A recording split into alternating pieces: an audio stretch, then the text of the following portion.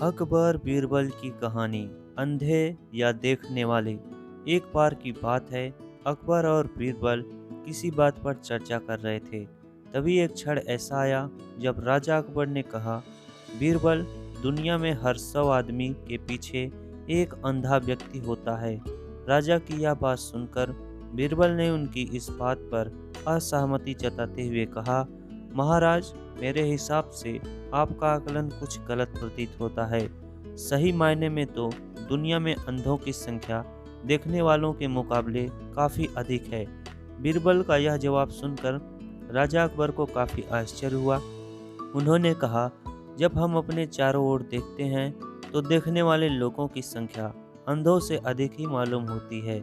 ऐसे में अंधों की संख्या देखने वालों के मुकाबले अधिक कैसे हो सकती है?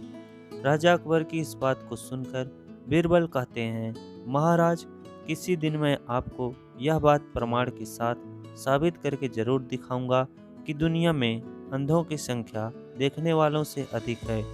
बीरबल के जवाब पर राजा अकबर कहते हैं, ठीक है, प्रमाण के साथ इस बात को अगर तुम साबित कर पाओगे तो मैं भी इस बात को जरूर स्वीकार करूंगा।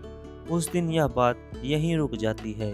करीब 2 दिन बीतने के बाद राजा अकबर इस बात को पूरी तरह से भूल जाते हैं, मगर बीरबल अपनी बात को प्रमाणित करने के लिए युक्ति सोचने में जुटे रहते हैं।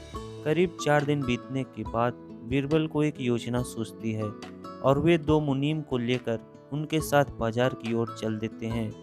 बीच बाजार पहुंचने के बाद बीरबल सिपाहियों से एक चारपाई को चौखट वहां मंगाते हैं और उसे बंधने के लिए रस्सी भी मंगवाते हैं। वह बीरबल अपने साथ लाए दोनों मुनीमों को आदेश देते हैं कि वे उनके दाएं और बाएं कुर्सी डालकर बैठ जाएं।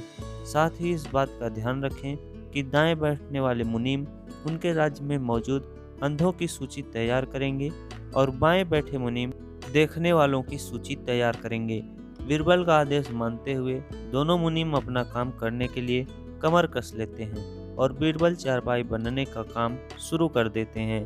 बीरबल को बीच बाजार चारपाई बुनते देख धीरे धीरे वहां लोगों की भीड़ जमा होने लगती है।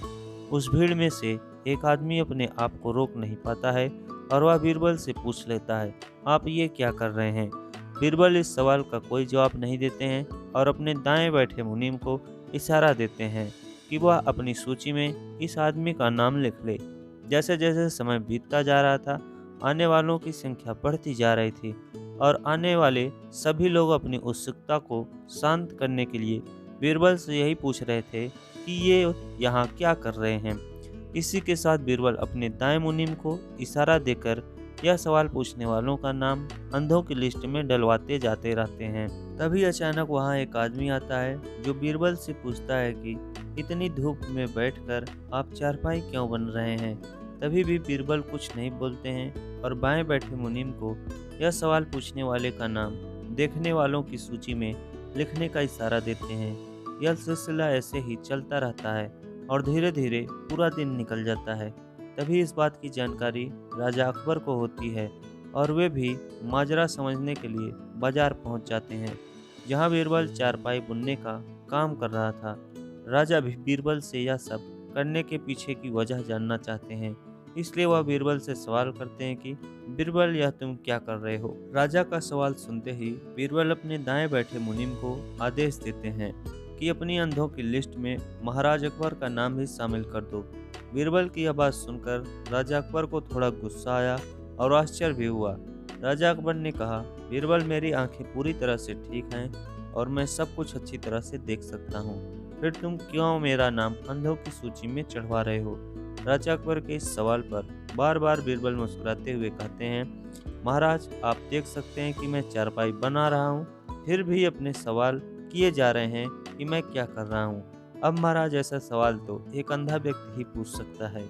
बीरबल का यह उत्तर सुन राजा अकबर को समझ में आ गया कि वह कुछ दिन पहले ही की गई बात को प्रमाणित करने के लिए यह सब कर रहा है।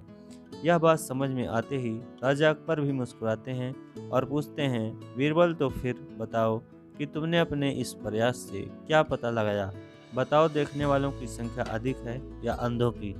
राजा के सवाल पर बीरबल जवाब देते हैं महाराज, मैंने जो कहा था वही बात सच निकली कि दुनिया में देखने वालों के मुकाबले अंधों की संख्या ज़्यादा है।